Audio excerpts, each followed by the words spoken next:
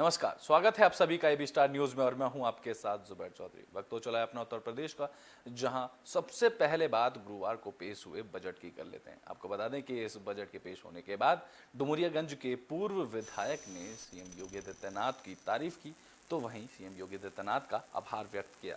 बता दें कि यूपी की योगी सरकार ने गुरुवार को अपने दूसरे कार्यकाल का पहला बजट पेश किया। इस दौरान वित्त मंत्री सुरेश खन्ना ने विधानसभा में राज्य के लिए 6,15,518 करोड़ का बजट प्रस्तावित किया। इस दौरान वित्त मंत्री ने जनता के लिए तमाम योजनाएं की घोषणा की। इस बजट में स्वास्थ्य सुविधाओं से लेकर सभी जिलों में उत्पादकों को बढ़ावा देने, फिल्म सिटी की स्थापना करने, मुफ्त गैस कनेक्शन, गरीब लोगों को फ्री राशन देने और किसानों को आर्थिक सहायता देने जैसी तमाम घोषणाएं की, जिसमें डुमरियागंज के बीजेपी के पूर्व विधायक राघवेंद्र प्रताप सिंह ने योगी सरकार की तारीफ की। राघवेंद्र प्रताप सिंह ने कहा कि मैं सीएम योगी आदित्यनाथ को और उत्तर प्रदेश सरकार का हार्दिक आभार व्यक्त करता हूं, क्योंकि उन्होंने ऐसा बजट पेश किया जो कि यूपी के इतिहास का सबसे बड़ा बजट है। आपको बता दें कि यह बजट 6,15,518 करोड़ का बताया गया, जिसमें तमाम योजनाओं की घोषणा की गई। इसमें स्वास्थ्य सुविधाओं से लेकर जिलों में उत्पादकों को बढ़ावा देने जैसी बातें भी की गई और वहीं फिल्म सिटी की स्थापना करने को लेकर भी इसमें योजनाएं बनाई गई। मुफ्त गैस कनेक्शन को लेकर भी इसमें घोषणा की गई, तो वहीं गरीब लोगों को फ्री राशन देने और किसानों को आर्थिक सहायता देने जैसी तमाम घोषणाएं की गई, जिसको लेकर डुमरियागंज के पूर्व विधायक राघवेंद्र प्रताप सिंह ने भी योगी सरकार की तारीफ की। उन्होंने कहा कि मैं सीएम योगी आदित्यनाथ और उत्तर प्रदेश सरकार का हार्दिक व्यक्त करता हूं।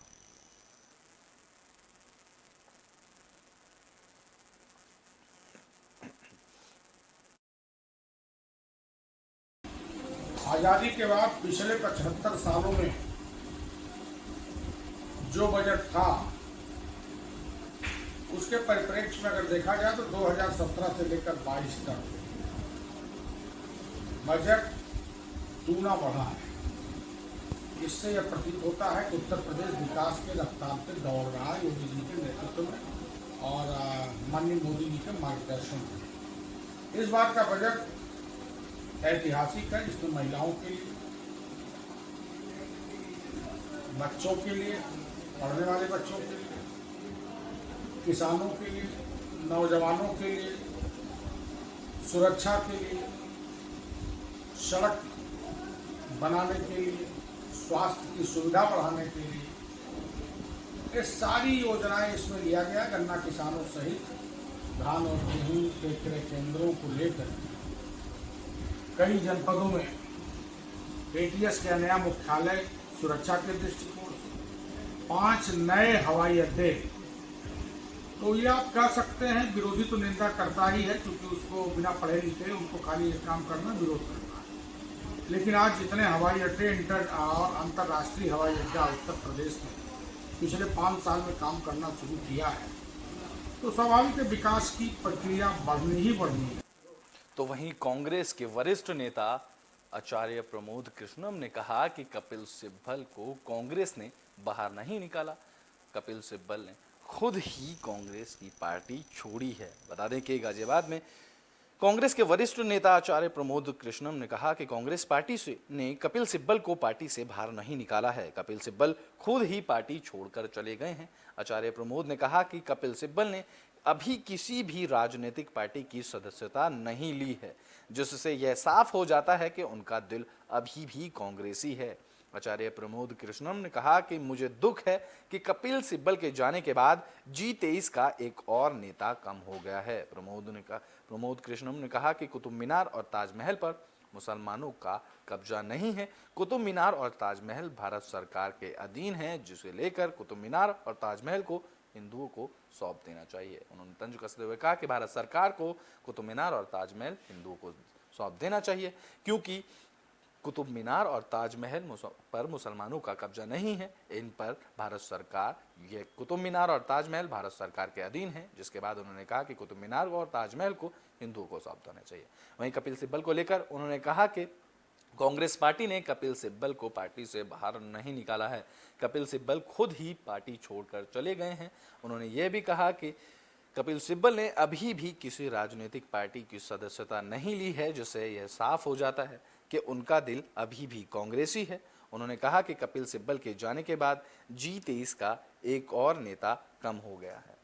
बता दें कि उनके इस बयान के बाद अब ये कयास लगाए जा रहे हैं कि क्या कांग्रेस पार्टी में कपिल सिब्बल को मनाने के लिए कवायदात शुरू की जा रही है ताकि उन्हें दोबारा कांग्रेस पार्टी में लाया जा सके।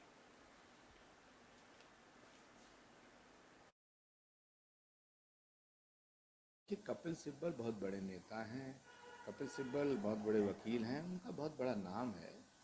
उन्होंने एक फैसला लिया है, कांग्रेस ने उन्हें नहीं निकाला है, वो खुद कांग्रेस को छोड़ के गए हैं। लेकिन उन्होंने किसी राजनीतिक पार्टी की अभी सदस्यता नहीं ली है। इसका मतलब है कि उनका दिल अभी भी कांग्रेसी है। बुलेटिन में बात अब गोंडा की कर लेते हैं। दरअसल गोंडा में नगर पालिका की टीम ने स्वच्छता और नगर पालिका की टीम ने स्वच्छता मिशन को बल देने के लिए अभियान चला। इस दौरान नगर पालिका की टीम ने बाजारों में प्लास्टिक से बने खाने पीने की प्लेट और ग्लास की दुकानों पर छापेमारी की। यह कार्रवाई टैक्स लाइबिलिटी न जमा करने वाले दुकानदारों पर की गई। इस छापेमारी के दौरान दुकानों से जब्त की गई प्लास्टिक से बनी खाने की थैलियां, ग्लास और थर्माकोल से बनी प्लेट्स को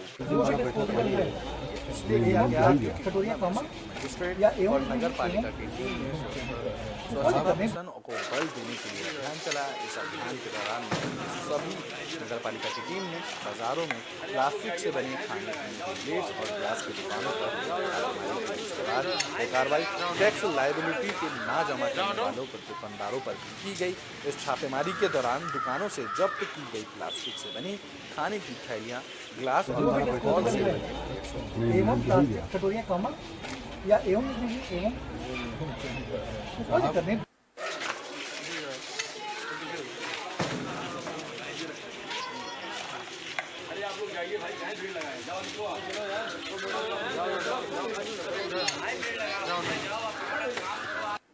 बुलेटिन में बात अब फिरोजाबाद की कर लेते हैं, जहां एक ग्लास फैक्ट्री में अचानक भीषण आग लग गई, जिसके बाद फायर ब्रिगेड की 5 गाड़ियां आग बुझाने में जुटी रहीं। फिरोजाबाद में इंडस्ट्रियल एरिया में उस वक्त हड़कंप मच गया जब इंडस्ट्रियल एरिया में स्थित एक ग्लास फैक्ट्री के गोदाम में अचानक से भीषण आग लग गई।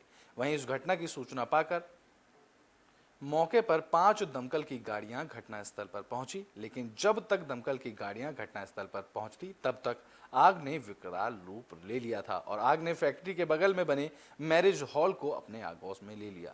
तो वहीं 5 फायर ब्रिगेड की गाड़ियां मौके पर आग बुझाने की जद्दोजहद में जुट गईं। गोदाम के मालिक ने बताया कि इस आग लगने से उनके लाखों रुपए का आर्थिक नुकसान हुआ है, लेकिन अभी तक किसी के जलने की सूचना नहीं मिली है। तो वहीं इस आग से कोई भी हताहत नहीं हुआ। वहीं जिले के सभी बड़े अधिकारी और एसडीएम आग वाली जगह पर पहुंचे और कर्मचारियों को इस फैक्ट्री से दूर रहने के लिए कहा गया। बता दें कि आग इतनी भीषण थी कि सभी आला अधिकारियों को मौके पर पहुंचना पड़ा, जिसके बाद इस आग पर काबू पाया गया। आग के मालिक ने बताया, गोदाम के मालिक ने इस दौरान बताया कि आग से उनके लाखों रुपए का आर्थिक नुकसान हुआ है। दिलीप जी, आग कैसे लगी है, क्या हुआ है, कहाँ पर आग लगी है? गोदाम में लगी हुई है। कहाँ पर, किस जगह है ये गोदाम आपका? ये लगला भाव है इंडस्ट्रियल एरिया में। कैसे आग लगी है, कुछ पता है क्या? कोई भी नहीं था यहाँ पे। भाई साहब थे मालिक साहब। कैसे पता चला कि आग लगी हुई है? भाई साहब थे अंदर ऑफिस में, अच्छा, बताया था। अच्छा, किसका काम होता है यहाँ पे? एक्सपोर्ट का। एक्सपोर्ट का। हाँ जी, गिलास एक्सपोर्ट। दमकल की गाड़ियाँ आई हैं क्या? कितना समय हो गया लगे हुए? लगे हुए कितना समय हो गया? हो गया 1 घंटे में, 2 घंटे 1.5 घंटा हो गया। आपके यहाँ आग बुझाने की कोई साधन नहीं है क्या? सब है उधर, है चल रही है, आगे से चल रही है। टैंक भी है और जो सब है, पाइप वगैरह सब है, पाइपलाइन भी हुई है। क्या नाम है आपका? सर, थाना दक्षिण क्षेत्र के इंडस्ट्रियल एरिया में एक फैक्ट्री में आग लगी है गोदाम में, किस तरह का मामला है सर? देखिए, थाना दक्षिण क्षेत्र में ये NM ग्लास एक्सपोर्ट फैक्ट्री है। इसमें गत्ते भरे हुए हैं और इसमें आग लग गई है और जनपद फिरोजाबाद की समस्त दमकल यहाँ 5-6 गाड़ियाँ लगी हुई हैं और लगातार इस पर आग पे काबू पाने का प्रयास किया जा रहा है। बगल में बाकी बिहारी गेस्ट हाउस है, तो यहाँ भी इसका तापमान आया है, तो यहाँ की फॉल सीलिंग पर कुछ क्षति पहुँची, तो इधर से भी हम लोगों ने दमकल लगाया हुआ है और पूरा समस्त बल लगाए हुए हैं और शीघ्र ही आग पर काबू पाया जाएगा। बुलेटिन में बात अब गोंडा की कर लेते हैं। दरअसल यहाँ तेज रफ्तार का कहर देखने को मिला। एक बाइक बेकाबू होकर नहर में जा गिरी। बता दें कि इस हादसे में 2 लोगों की मौत हुई और 1 लोग गंभीर रूप से घायल हो गया। बता दें कि नगर कोतवाली क्षेत्र के लक्ष्मणपुर गांव के पास एक बाइक जिस पर 3 लोग सवार थे, बाइक सवार बेकाबू होकर सूखी नहर में जा पलटी, जिसमें 2 लोगों की मौके पर ही मौत हो गई, लेकिन एक युवक गंभीर रूप से घायल हो गया। वहीं घटना की सूचना पाकर मौके पर पहुंचे पुलिस ने दोनों शवों को कब्जे में लेकर पोस्टमार्टम के लिए भेजा और पुलिस ने घायल युवक के इलाज के लिए अस्पताल में भर्ती कराया गया। बताया गया कि यह बाइक बेकाबू होकर नहर में पलट गई, जिससे हादसे में 2 लोगों की मौके पर ही मौत हो गई, तो वहीं 1 लोग गंभीर रूप से घायल हो गया, जिसके इलाज के लिए उसे अस्पताल में भर्ती कराया गया, जहां घायल युवक का उपचार किया जा रहा है।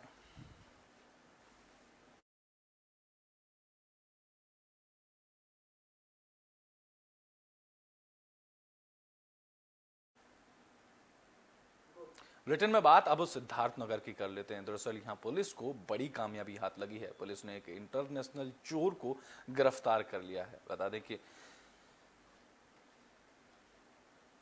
थाना कोतवाली लोटन के देवनंदन उपाध्याय के नेतृत्व में SOG प्रभारी शेषनाथ यादव और चौकी प्रभारी हरविंदरपुर रतीश चंचल की संयुक्त टीम धरमौली पुलिया ठोटरी बाजार से अंतर्राष्ट्रीय बाइक चोरों को गिरफ्तार किया गया, जिनके कब्जे से पुलिस ने 3 बाइक के साथ 105 नेपाली करेंसी बरामद की। बता दें कि इन बाइक चोरों के कब्जे से पुलिस ने 3 बाइक बरामद की और नेपाली करेंसी भी बरामद की है। इनकी गिरफ्तारी धरमौली पुलिया ठोटरी बाजार से की गई, जिसमें पुलिस टीम की संयुक्त टीम ने धरमौली पुलिया ठठोरी बाजार से अंतर्राष्ट्रीय बाइक चोरों को गिरफ्तार किया।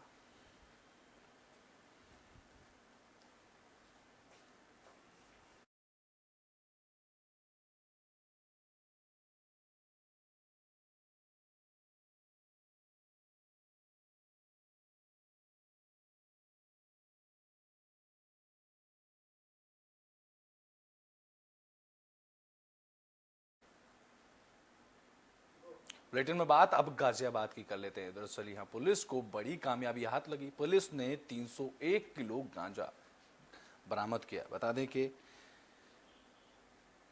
नारकोटिक्स और क्राइम ब्रांच की टीम ने 103 किलो गांजे को पकड़ा। पुलिस ने बताया कि काफी दिनों से उन्हें सूचना मिल रही थी कि NCR में गांजे की सप्लाई बढ़ती जा रही है। इसी को देखते हुए नारकोटिक्स टीम का और क्राइम ब्रांच की टीम ने ट्रक भरकर जा रहे 301 किलो गांजे को पुलिस ने बरामद करते हुए पुलिस ने एक आरोपी को भी गिरफ्तार किया और बताया कि इस गांजे की सप्लाई दिल्ली NCR में की जानी थी, जो कि अब नहीं हो पाएगी। अब गांजे तस्करों के प्लान फेल हो गए हैं। पुलिस ने आरोपी के साथ 301 किलो गांजा पकड़ लिया है, जिसकी सप्लाई दिल्ली और NCR में की जानी थी। इस गांजे को युवा के लिए इस्तेमाल करने के लिए लाया जा रहा था, जो कि अब गांजा तस्करों के मंसूबे फेल हो गए।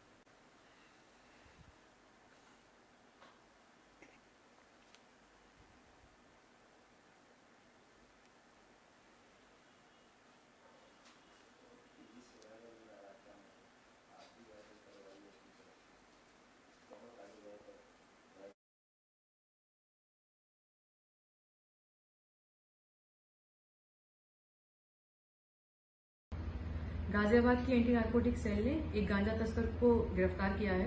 उसके कब्जे से 300 किलो गांजा और एक कैंटर जिसमें कि वो गांजा लेकर आ रहे थे, उसको बरामद किया है। उससे पूछताछ में उसने बताया कि ये गांजा ये लोग उड़ीसा से लाया करते थे और गाजियाबाद में अलग अलग एरिया में डिस्ट्रीब्यूट किया करते थे। इसकी दी गई जानकारी के अनुसार जिन जिन को ये गाजियाबाद में गांजा सप्लाई करते थे और जहां से लाते थे उन सबको ट्रैक किया जा रहा है और उनके खिलाफ नियमानुसार कार्रवाई की जाएगी। बुलेटिन में बात अब संभल की कर लेते हैं। दरअसल संभल में आयोजित कार्यक्रम में लाभार्थियों को इलेक्ट्रॉनिक चाक बांटा गया। संभल कलेक्ट्रेट सभागार में इलेक्ट्रॉनिक चाक का वितरण कार्यक्रम का आयोजन किया गया। इस दौरान माटी कला बोर्ड के अध्यक्ष ओम प्रकाश गोला प्रजापति ने मुख्यमंत्री रोजगार योजना के पात्र लाभार्थियों को इलेक्ट्रॉनिक चाक वितरण किए और कहा कि माटी कला उद्योग से रोजगार की अपार संभावनाएं हैं। प्रजापतियों ने परंपरागत कौशल में संबंधित जो पट्टे आवंटित किए गए हैं, यदि उन पर किसी का कब्जा है तो उसे कब्जा मुक्त भी कराया जाएगा। साथ ही साथ यह भी ऐलान किया गया कि प्रजापतियों के परंपरागत कौशल से संबंधित जो भी पट्टे बांटे गए हैं या फिर उन्हें आवंटित हैं, यदि उन पर किसी का कब्जा है तो उसे भी कब्जा मुक्त किया जाएगा। इस कलेक्टर सभागार में इलेक्ट्रॉनिक चाक बांटे गए जिससे लोग ज्यादा से ज्यादा रोजगार की तरफ देखें। मुख्यमंत्री रोजगार योजना के पात्र लाभार्थियों को यह इलेक्ट्रॉनिक चाक बांटे गए। श्री ओम प्रकाश प्रजापति जी,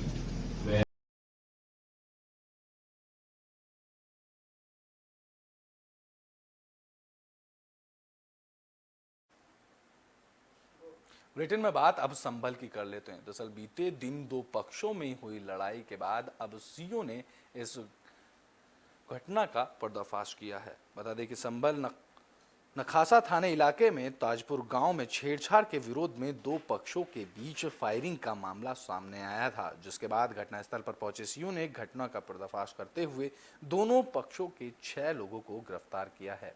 इस दौरान पुलिस ने 13 लोगों पर मुकदमा दर्ज किया, जिसमें से 7 अपराधियों वंचित भाग अभी भी फरार चल रहे हैं, जिनकी पुलिस तलाश कर रही है। बता दें कि इन 13 में से सीओ ने इस घटना का पर्दाफाश करते हुए 6 आरोपियों को गिरफ्तार किया। इस दौरान पुलिस ने 13 लोगों पर मुकदमा दर्ज किया हुआ था, जिसके बाद अभी भी 7 आरोपी फरार चल रहे हैं, जिनकी पुलिस तलाश कर रही है।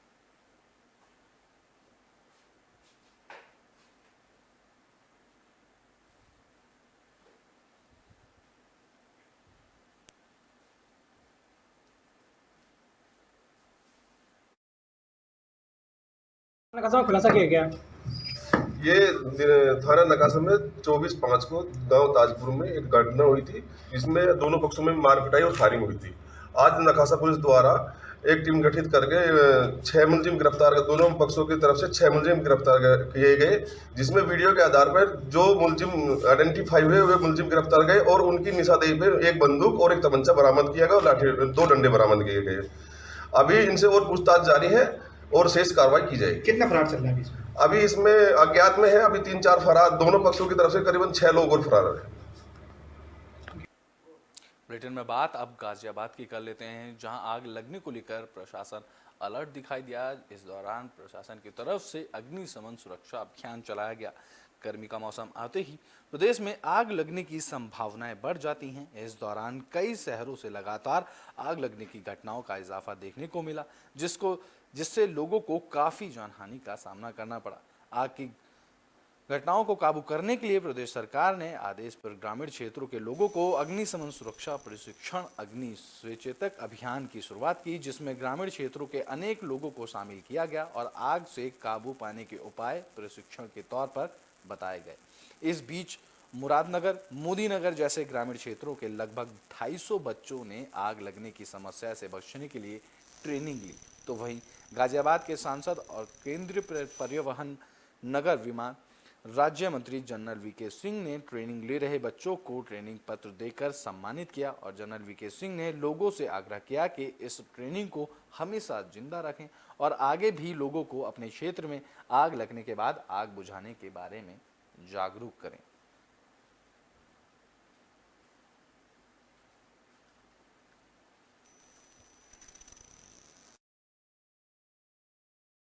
डिपार्टमेंट काम भी करता है, तो इसकी ज़रूरत क्या पड़ी?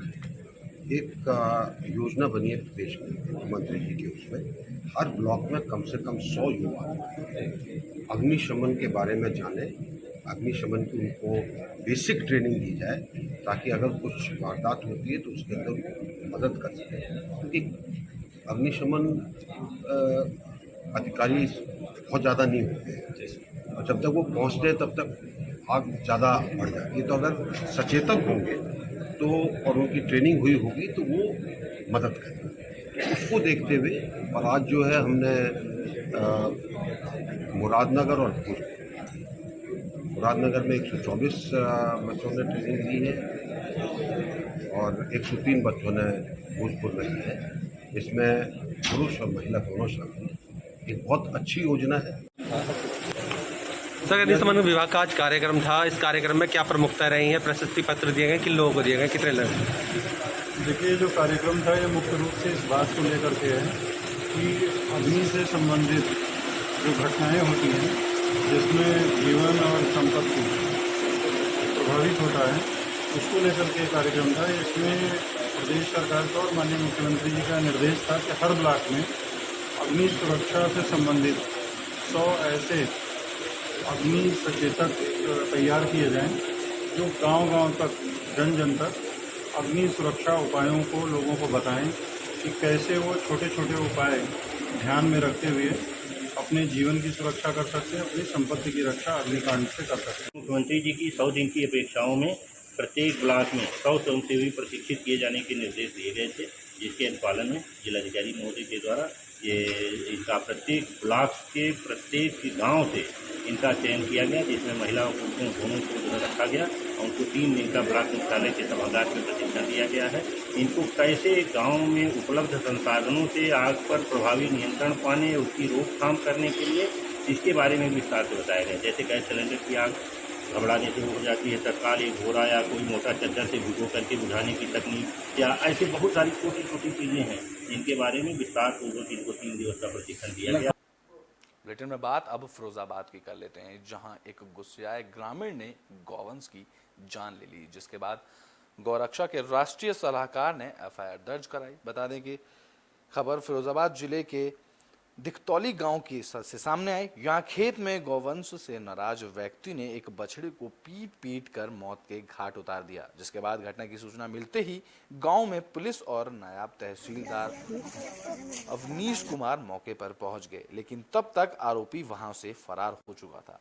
पुलिस ने डॉक्टरों को बुलवाकर शव का पोस्टमार्टम के लिए उसे पशु अस्पताल भेजा, जिसके बाद पुलिस ने बताया कि गौरक्षा के राष्ट्रीय सलाहकार अशोक राजपूत की तहरीर पर मुकदमा दर्ज कर लिया गया है, जिसके बाद इसकी कार्रवाई शुरू कर दी गई है और आरोपी की खोज की जा रही है। बता दें कि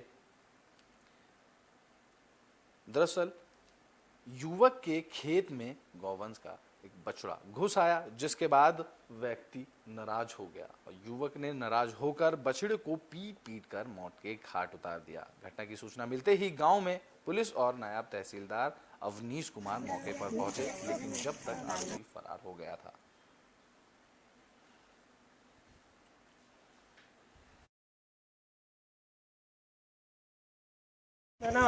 अर्जुन, क्या घटना हुई यहाँ? निजामुद्दीन पप्पू खेत में से रोंद के ला रहे थे, दूसरा खेत में घुस गया तो उन पर रुक नहीं रहा था, तो उन्होंने ईंटों से मारा, तीनों बाप बेटों ने घेर के।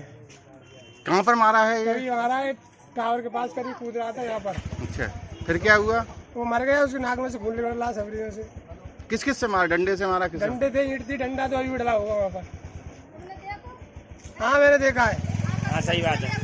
शायद दिखतौली गाँव से मेरे पास फोन गया कि एक गौवंश जो है बाजरे खेत में घुस गया है, तो इसी गांव के निजामुद्दीन और पप्पू ने और उनके लड़कों ने इस गौवंश को मार पीट की लाठी डंडों से, और ये इसकी मृत्यु हो गई। तो हम लोग इसको जो है इसका पोस्टमार्टम करा रहे हैं। पुलिस भी आ गई है, नायब तहसीलदार साहब आए हैं। मैंने डीएम साहब को फ़ोन करके अवगत कराया। डीएम साहब ने शुगाबाद एसडीएम को कहा, तो शुगाबाद एसडीएम से मतलब उन्होंने मुझे बताया, मतलब जो नायब साहब पहुँच रहे हैं, तब तक मतलब इंस्पेक्टर साहब, शुगाबाद इंस्पेक्टर साहब का मेरे पास फ़ोन आया और उन्होंने कहा कि मैं पुलिस को भेज करके इसकी कार्रवाई करवा रहा हूँ। बुलेटिन के आखिरी में बात बागपत की कर लेते हैं, जहां दिल्ली सहारनपुर हाईवे पर पुलिस और बदमाशों के बीच मुठभेड़ हुई, जिसके बाद पुलिस ने 4 बदमाशों को गिरफ्तार कर लिया। बागपत पुलिस और बदमाशों के बीच मुठभेड़ हुई, जिसमें पुलिस ने 4 बदमाशों को गिरफ्तार किया। दरअसल दिल्ली सहारनपुर हाईवे पर गेटवे स्कूल के पास 4 बदमाशों ने फायरिंग शुरू की, जिसमें बदमाशों की गोली से छर्रे लगने से एक स्कूल के प्रिंसिपल और एक टीचर घायल हो गए, जिसके बाद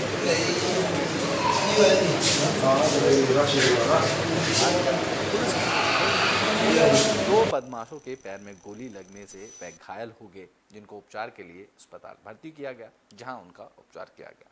बता दें कि ये बदमाशों की गोली से एक प्रिंसिपल और एक टीचर घायल हुआ, जिनका उपचार भी अस्पताल में किया जा रहा है।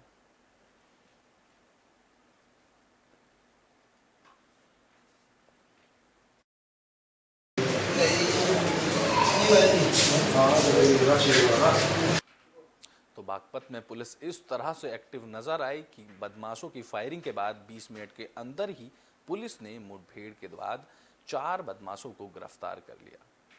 अपने उत्तर प्रदेश में अभी के लिए बस इतना ही। देश और दुनिया की तमाम खबरों के लिए देखते रहें AB स्टार न्यूज़।